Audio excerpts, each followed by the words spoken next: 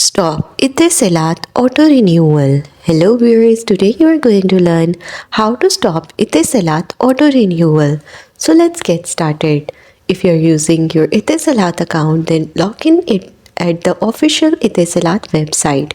Here go to My Services or Subscription section and then find the service you want to stop. Once found, select Disable Auto Renewal or any similar option.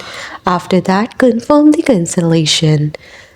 You can also contact customer support. Just call at 101 toll free inside the UAE. From outside the UAE, dial +971 then 101. You can also use the live chat on the Etisalat website or application.